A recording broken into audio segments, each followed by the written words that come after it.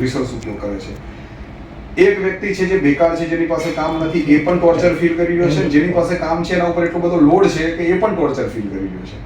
શું આપણે આને એવી રીતે મેનેજ ના કરી શકીએ કે બધામાં વહેંચાઈ જાય?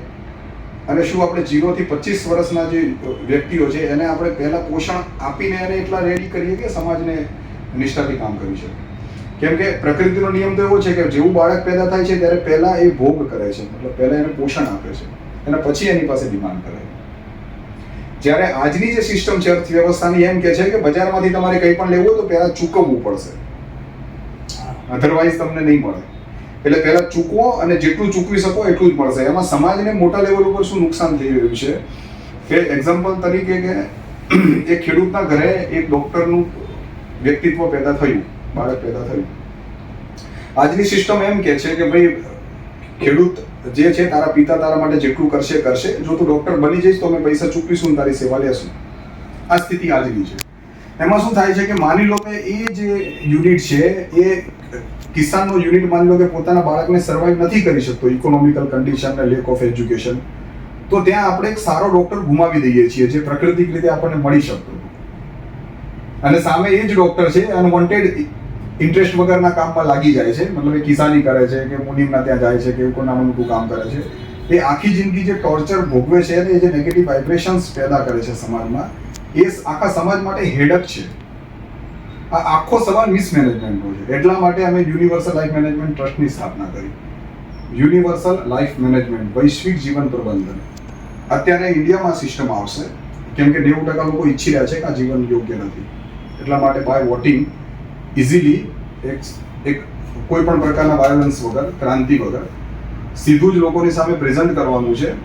અને જે લોકો આના માટે રેડી થશે એમાં ફ્યુચરની અંદર કોઈ રાજનૈતિક પાર્ટી જે આના માટે રેડી હશે કે આ વ્યવસ્થાને અમે લાવવા માંગીએ છીએ, તો વન ટાઈમ 5 વર્ષનો ટ્રાન્ઝિશન પીરિયડ છે એ દરમિયાન એક લાસ્ટ પોલિટિકલ મોડલ બનશે અને પછી વિડ્રો થઈ જશે અને પછી આખી નવી સંસદ તૈયાર થશે. એ લોકો અનુસાર ચાલવી હશે.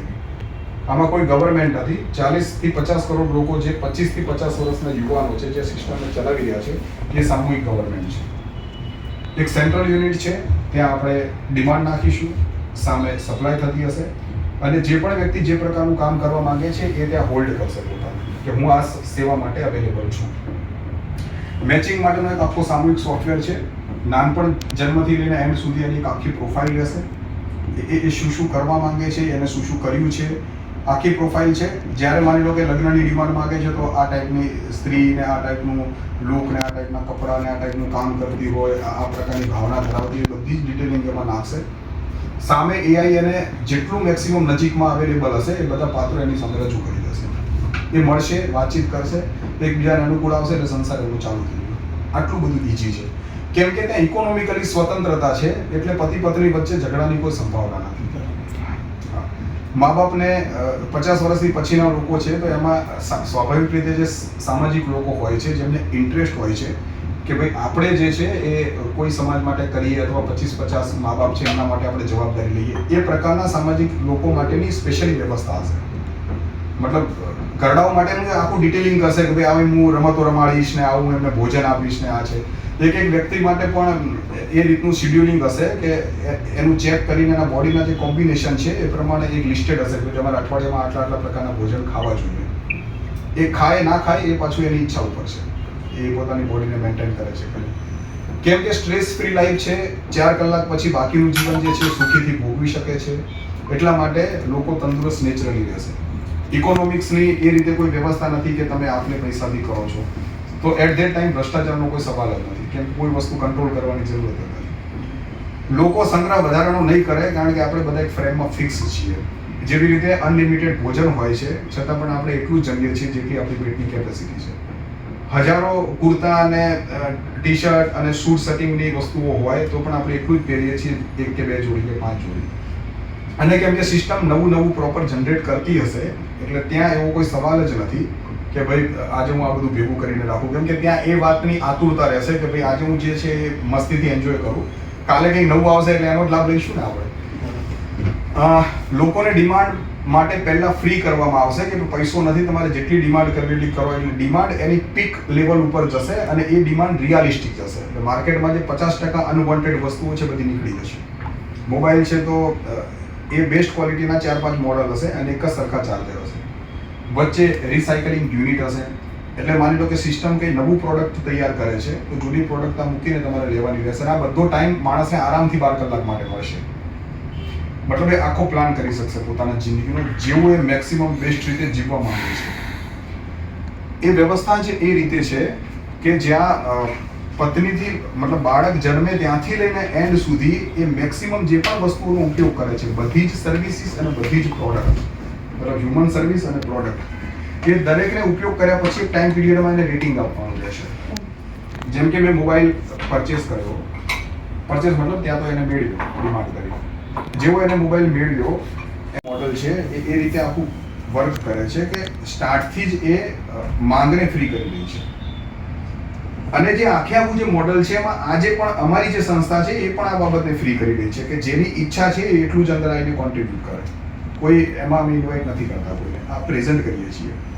પ્રેઝન્ટ કરવામાં જે રીતે મેં તમને પર્સનલ વાત કરી કે તમારા જીવનમાં 2 ટાઈપના માણસ હશે કે એક જે બૌદ્ધિક રીતે તમને સપોર્ટ કરતા હશે, ક્યાંય તમને એવું લાગે કે આમાં શું કરવું તો તમે એની મદદ લેતા હશો, અને ઇકોનોમિકલી જ્યારે તમને ક્યાંય નીડ લાગે ત્યારે લેતા હશો. આ રીતે આખી પેટર્ન સેટ હોય છે. વર્લ્ડ વાઇડ 2 પાર્ટ હોય છે આમાં. એક ચેતના કક્ષાના માણસો હોય છે જે ખોજી ટાઈપના હોય છે, જે ટોપ પર વર્ક કરે છે, એ કંઈક વસ્તુ ક્રિએટિવ કરે છે અને સમાજને અર્પણ કરે છે. બાકીના 99% લોકો છે એના ખાલી કન્ઝ્યુમર હોય છે, એનો લાભ લેતા હોય છે. તો આ જે વાત છે મુખ્યત્વે 1% લોકોની વચ્ચે જ રજૂ કરવાની છે, કેમ કે એ જ મેઇન છે ને આ ચેન્જ કરી શકે. એમની પાસે એટલો ઇકોનોમિક્સ, એટલી બુદ્ધિ, એટલો પાવર હોય છે. એટલે વ્યક્તિ કમાવા પણ ત્યાં જેને અર્ન કરવાનું છે એ પણ કામ કરવાનું ને. હા, મતલબ 4 કલાક આપવાના અને સામે સિસ્ટમ યુઝ કરવાનું છે જીવનમાં જીવવા માટે બધું જ એને મળશે. વર્ક પણ ત્યાં કરવાનું છે. વર્ક પણ એને ત્યાં કરવાનું. વર્ક એ રહેવાનું ત્યાં બધું રહેવાનું એ ત્યાં, અને એ વ્યક્તિ જે ઈચ્છે એ પ્રકારનું વર્ક કરી શકે. મતલબ એક ચેતના છે એના 4 ડિપાર્ટમેન્ટ છે. જ્ઞાન, પછી છે કર્મ, પછી છે ભોગ, અને જ્ઞાન, કર્મ, ભોગ એ 3ને પ્રોસેસમાંથી થઈને પછી વિશ્રામમાં જાય છે. પછી પાછું જ્ઞાનમાં આવે. મતલબ કે બેનને ચાય બનાવી હતી તો એમને પેલા જ્ઞાન લેવું પડશે. પણ જ્ઞાનના પણ ઇન્ટરેસ્ટ છે. કોઈને આ પ્રકારના કામ કરવું છે, કોઈને પેલા પ્રકારનું કામ કરવું છે, એ નેચરલી ઇન્ટરેસ્ટ છે. તો બાળકનું એજ્યુકેશન પણ એ રીતનું છે કે એનો જે ઇન્ટરેસ્ટ છે એ જાણવામાં આવશે, એનું આખું પિક્ચર ક્લિયર કરવામાં આવશે. મતલબ એને રસ્તા છે. જેવી રીતે તમારા ટ્રસ્ટમાં રસ્તા છે કે 350 ક્વેશ્ચનના જવાબ આપે એટલે એ વ્યક્તિનું પિક્ચર ક્લિયર થઈ જાય કે ઓલમોસ્ટ આ વ્યક્તિ આ રીતનું છે. મેરેજને લઈને એ ક્લિયર થઈ જાય કે આ પ્રકારનું મેરેજ લાઈફ ઈચ્છે. એમ બાળક એજ્યુકેશન શું ઈચ્છે છે અને એક્ઝામિનેશન છે. ચિત્રથી, વસ્તુઓથી ધીમે ધીમે ફિલ્ટર થતું જશે અને અપડેટ થતું જશે. પછી જે ડિપાર્ટમેન્ટમાં કામ કરી શકે છે એની પોતાની ઈચ્છા વ્યક્ત કરશે કે મારે તો બસ આ સુથારી કામ કરવું છે, તો મારે તો બસ ફેક્ટરી છે એની અંદર મજૂરી કરવી છે, હું સપોર્ટ કરીશ મારો 4 કલાક, કેમ કે એ કુદરત બનાવે છે. તો જે ફિઝિકલ ટાઈપનું સ્ટ્રક્ચર છે, 4 પ્રકારના સ્ટ્રક્ચર છે. શરીર કેન્દ્રિત વ્યક્તિત્વ, મનોકેન્દ્રિત વ્યક્તિત્વ, ભાવના પ્રધાન વ્યક્તિત્વ, મતલબ આખી સોસાયટીના દુઃખે દુઃખી, સુખે સુખી એ ટાઈપનું, અને ચેતના કક્ષાનું વ્યક્તિત્વ જે ફ્યુચરના સ્વપ્ન દ્રષ્ટા છે. એ આખી રચનાને, આજની રચનાને સમજતા હોય, ફ્યુચરની રચનાને પણ આખી સેટ કરે, એ રચયિતાની ક્વોલિટીમાં છે. આ ટાઈપના જે વ્યક્તિત્વ છે એ વ્યક્તિત્વ પોતાનું કામ કરશે, પેલા પેલું કામ કરશે. આ બધું આ રીતે સામૂહિક ચાલશે.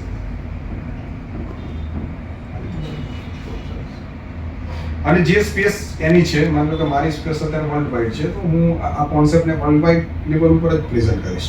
મતલબ હમણાં ધારો કે 22 થી 2 તારીખ અમે યુપી છીએ, 27-28 રાજ્યોમાં અમે ફરી ચૂક્યા છીએ, આખી ટીમ પ્રોપર બની છે. 1500-1700 લોકો આને બહુ ગહેરાઈથી સમજી રહ્યા છે, કે સંખ્યા નાની જશે ઓબ્વિયસલી. મેન ઓફિસ અમદાવાદથી. આપણી દિલ્હીમાં છે, પણ અહીંયા હું મેનેજમેન્ટમાં અમદાવાદથી મેનેજમેન્ટ કરું છું. મેઇનલી મારા ઘરેથી કરું છું, પણ આમ દિલ્હી ઓફિસ છે. ઇકોનોમિક્સમાં આપણે બધાને ફ્રી રાખ્યા છે કે ભાઈ જો અત્યારે અમારી પાસે એવું નથી કે અમે બધાને પેમેન્ટ ચૂકવીને આ રીતે ઓફિસ બનાવી શકીએ. તમે તમારી રીતે જે યોગદાન આપવું એ આપો. અને કેમ કે અહીંયા ક્યાંય જવાનું નથી આપવું, તમે ઘરે જ છો, ત્યાં બેસીને જ લાઈવ મિટિંગ એટેન્ડ કરો, ક્વેશ્ચન આન્સરિંગ કરો. અમે લોકો ફરીશું, જે 1-2% લોકો છે એ બાકીના બધાને તમારું જે મોડલ છે એમાં મસ્તીથી જીવો. આને અપડેટ કરવા માટે શું શું કરી શકીએ, બસ એમાં ઇન્ટરેસ્ટ લો. हाँ, मैं दोनों भेज देता हूँ आपका नाम। અત્યારે જાગૃતતા લાવવા માટેના કાર્યક્રમો બધા હા, માત્ર રજૂ જ કરવાની છે. કેમ કે આ એક જ એવી સંસ્થા છે કે મૂળમાં એમ કહે છે કે વ્યક્તિને બદલવાની કોઈ જરૂર નથી. વ્યક્તિ જેવો છે એ દેવ દાનવ બે પ્રકારનો નથી. વ્યક્તિ જે છે એ ઓકે જ છે. અગર તમે એને જે વ્યવસ્થા આપો છો એનાથી જે ડેટા એના ચિત્તમાં પડે છે, ઈગો એ પ્રમાણે જ સ્વરૂપ છે, જરૂર મન પણ એ પ્રમાણે જ કામ કરે છે. એ સંસ્કારોથી જ આગળ બુદ્ધિ કામ જરૂર છે અને પછી ફિઝિકલ બોડી ને કર્મ ને ભોગ મળે છે. તો એ જે અંદરની રચનામાં જે શિફ્ટ થાય છે એનું કારણ બહારની વ્યવસ્થા છે. જેવી વ્યવસ્થા હશે એવું કરતા હશે. એટલા માટે કેમ કે જન્મજાત કોઈ એ રીતે નથી, બધા નિર્દોષ જ છે. હા, બીએનએ અને જે એ જે સિસ્ટમ છે એમાં અમુક સંસ્કારો આવે છે પણ એ પણ એટલા બધા કામ નથી કરતા. એ મોસ્ટ ઓફ ફિઝિકલ લેવલ ઉપર કામ કરે છે. અંદરના સંસ્કારોમાં જો તમે એને પ્રોપર વ્યવસ્થા આપો છો, અને કેમ કે વ્યવસ્થા તમે એવી છે કે એને ચોરી કરવાની જરૂરત નથી, માટે ચોર પેદા જ નહીં થાય. કેમ કે એક અલ્ગોરિધમ જ એ રીતનું છે કે એમાં એક વ્યક્તિ જેવો એન્ટર કરશે અને જ્યાંથી નીકળશે ત્યાં સુધી પોતાનું બેસ્ટ આપશે અને લેશે. ત્યાં કંઈ છુપાવવાનું, પકડવાનું, શોષણ કરવાનું એવું કોઈ સમાજ નથી. એ પ્રકારનું છે. એમાં બે પુસ્તકો છે. એક 280 પેજની આખી ફ્યુચરની વ્યવસ્થાની પુસ્તક છે કે વ્યવસ્થાના બધા ડિપાર્ટમેન્ટમાં 6 ડિપાર્ટમેન્ટ છે.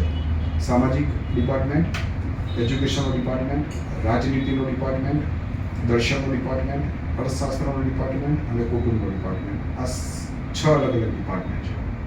6 ડિપાર્ટમેન્ટ આ રીતે સ્વિચ કરશે. આજના ડિપાર્ટમેન્ટમાં આરી ગડબડીઓ છે, એના મૂળ કારણો આ છે, અને નવી ડિપાર્ટમેન્ટમાં આ બધી સુવિધાઓ મળશે. એ રીતે બધા જ વિડીયોમાં સ્પેસિફાઈડ કર્યું છે. આ એક વ્યવસ્થાની વાત થઈ. પણ વ્યવસ્થા કોના માટે? હ્યુમન માટે. તો 5 કર્મેન્દ્રિયો, 5 જ્ઞાનેન્દ્રિયો, પંચ પ્રાણ, કે એક તો વ્યવસ્થાનું આખું ડિટેલિંગ છે. બીજું એક ડિટેલિંગ છે કે હ્યુમન, એક માણસ કેવો છે. પંચ કર્મેન્દ્રિય, પંચ જ્ઞાનેન્દ્રિય, પંચ પ્રાણ અને મન, બુદ્ધિ, ચિત્ત, અહંકાર, આ ચતુષ્ટય અંતઃકરણ અને બહારની જે ઇન્દ્રિયો છે એ બધું કેવી રીતે એકબીજા સાથે સેટ થયેલું છે. આપણે મૂળમાં શું ઈચ્છીએ છીએ, કેવું જીવન ઈચ્છીએ છીએ, એ એક જે ડિમાન્ડિંગ જે યુનિટ છે, ડિઝાયર કરી રહ્યો છે, એ ચેતનાને એક્સપ્લેન કરી છે કે આ પ્રકારનો બનેલો છે, માટે આવી વ્યવસ્થા જોઈએ.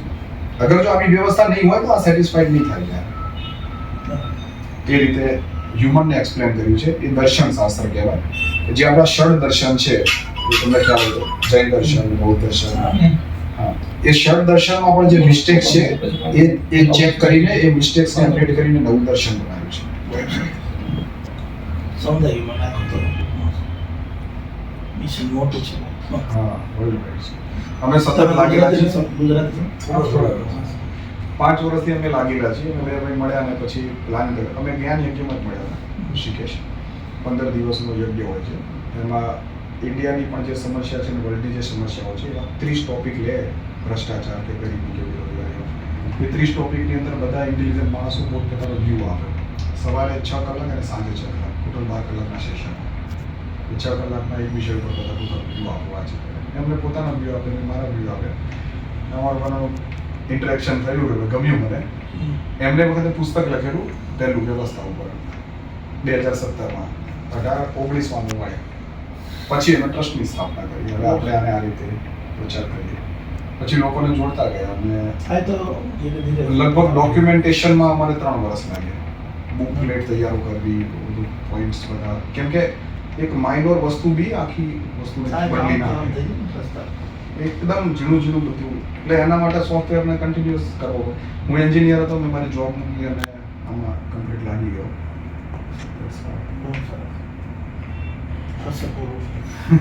કોઈને કોઈ परिवर्तन આવ્યું છે તો કોઈ આવ્યું છે ये सारा स्ट्रक्चर बदल जाएगा जो आप एडवर्ट देखें कोई कहीं ऐड नहीं दिखेगा ऐड फ्री सीधा फ्लिपकार्ट में टीवी में भी ऐड फ्री कोई ऐड फ्री कहीं कोई ऐड नहीं दिखेगा पूरा आप अपना फिल्म देखो सीरियल देखो नो ऐड और फिल्मों में भी वो गम वाले गाने नहीं रहे, रोते हुए बिलखते हुए.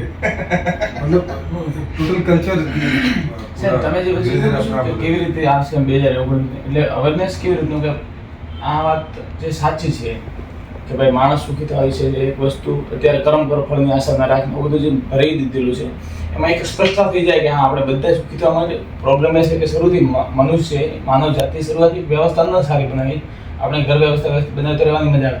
તો એવી રીતે આપણે દુનિયાનો એક પરિવાર બનીને, ભલે શરૂઆતમાં ભારત એક પરિવાર બનીને એક સારી વ્યવસ્થા બનાવવાનો એક વિચારને અપનાવી લઈએ બધા, તો પછી ડેમોક્રેટિક લોકતાંત્રિક રાષ્ટ્રો છે એમાં તો જે રીતે જ ગુજરવું પડે. એટલે કે પોલિટિકલ પાર્ટી આ તો જે છે એ બધી 2-4-5 પાર્ટી, આ બધી પાર્ટી આ પછી આપણે ખુદ ચાલુ કરવું પડે. તો ઝુંબેશથી બધાને વોટ જે લઈ પછી કાનૂની પ્રક્રિયાથી જે સંવિધાન આ તે એ કરીને પછી પાછું એના માટે જે સાહેબે વાત કરી એમણે કહી દીધું એમને. એટલે આ રીતે ઈઝી વે, કોઈ આંદોલન નહીં, કોઈ આમ કરી નાખો આ ખોટો છે એવું કંઈ એવી રીતનું છે. પછી આમાં છે વધારે વધારે જાગૃતતા ઓછા સમયમાં જે અત્યારે સોશિયલ મીડિયા પછી મેઇન સ્ટ્રીમ મીડિયા એ પ્રોસેસથી ગુજરશે એટલે દેશમાં આ વાત પહોંચતા વાર નહીં લાગતી એમ. સિસ્ટમને લાગુ કરવા માટેના અથવા ફેલાવવા માટેના બે રસ્તા હોય છે. એક એન્જિનિયરિંગ મોડ છે અને એક ઓપરેટિંગ મોડ છે.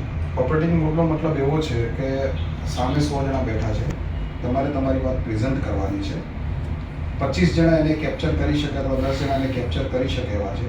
તો એ 10 જ્યાં સુધી પૂરેપૂરી આખી થીમ ના સમજી લે ત્યાં સુધી એમની અંદર એ ડેટા ફિલઅપ કરે જવાનું, એમની અંદરની રચનાને તૈયાર કરતી જવાની. આ ઓપરેટિંગ મોડ છે.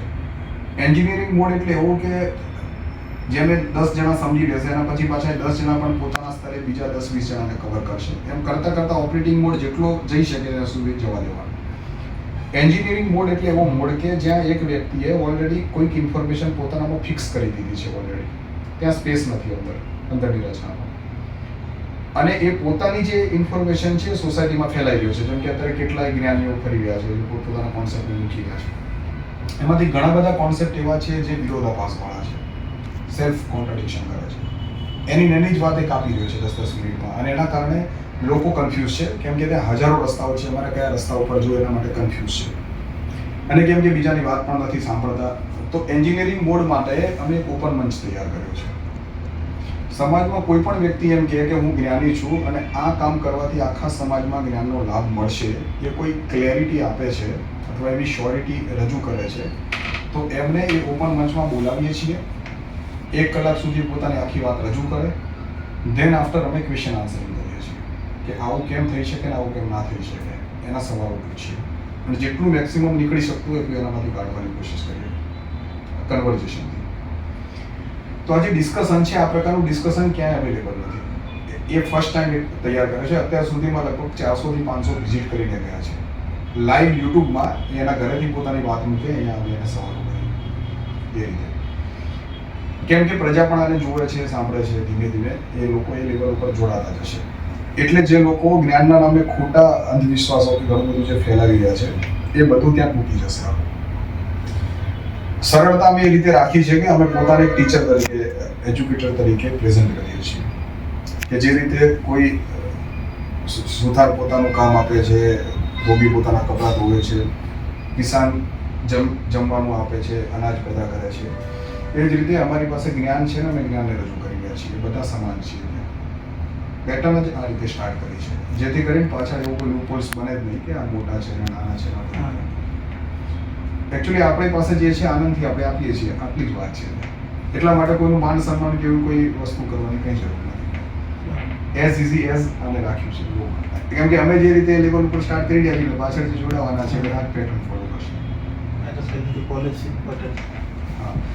હવે ત્યાં જે છે જે જ્ઞાનીઓ પોતાનું કેન્દ્ર બનાવીને બેઠા છે એમાં પાછા 2 પ્રકારના છે. એક ઓલરેડી એટલા બધા હિપ્નોટાઇઝ છે અથવા એ આગળનો રસ્તો નથી જોઈ શકતા, એટલી સ્તર ઉપર હજુ ઇન્ફોર્મેશન નથી પહોંચી એમની, અથવા એમને અંદર એટલી પ્રોસેસિંગ નથી કરી.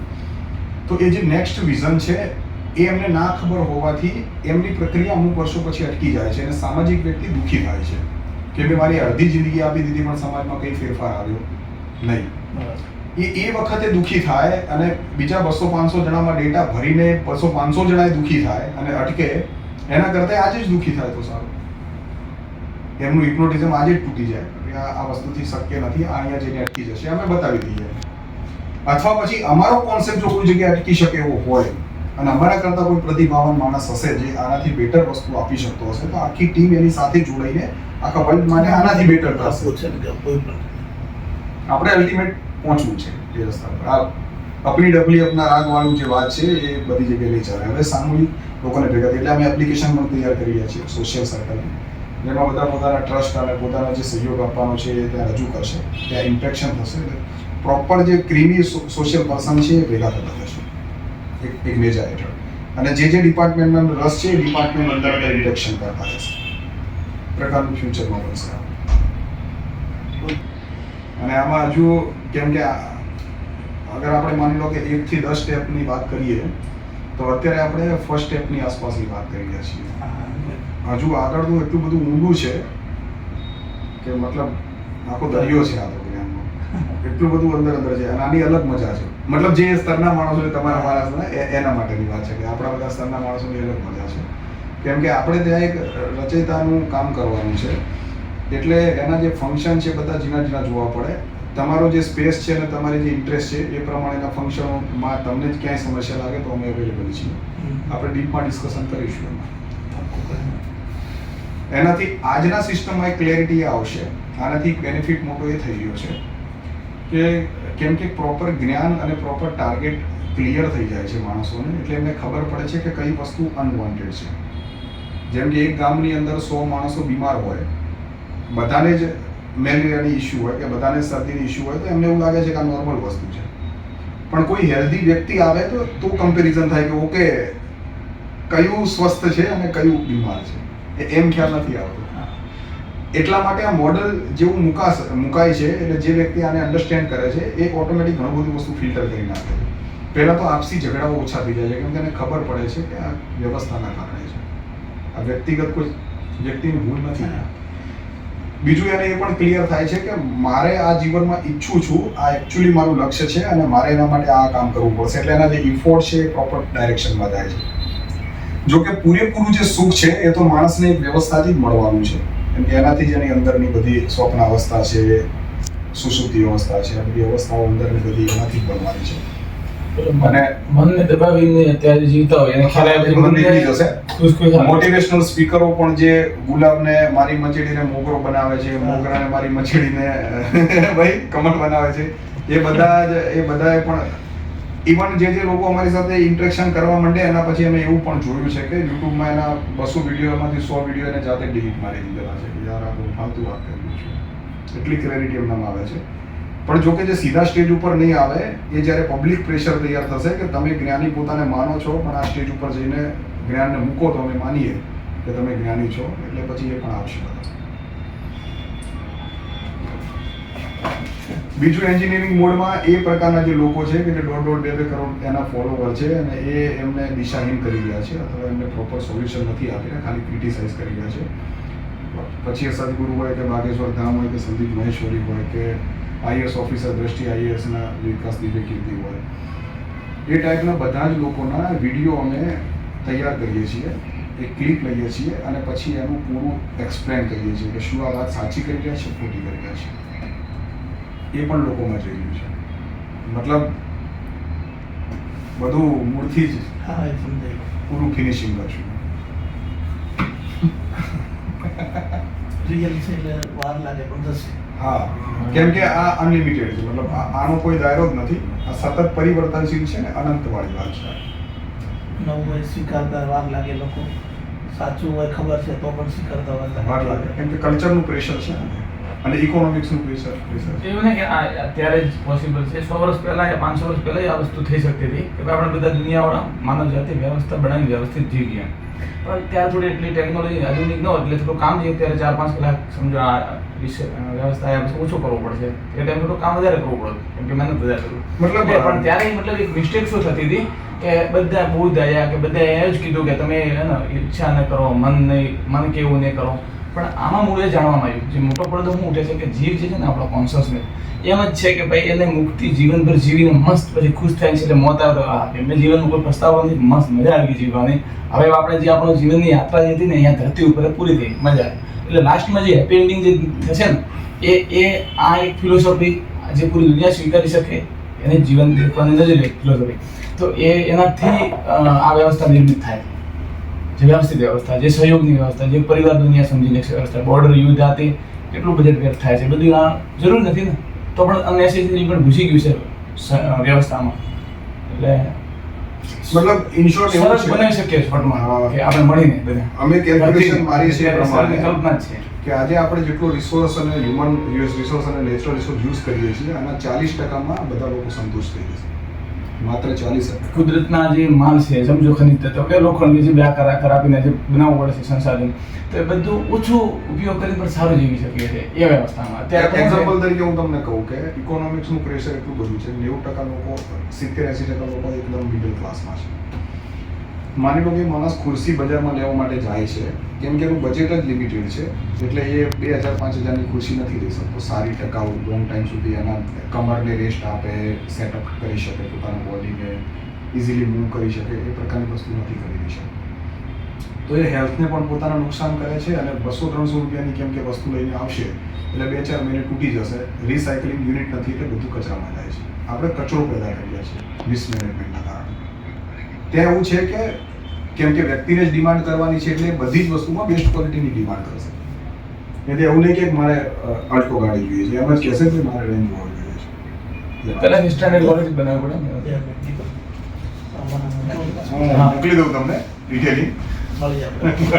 હું કોલ કરીને નહોતો રહીશ. આપણે સુરતના પ્રોગ્રામ આયોજન કરીશ.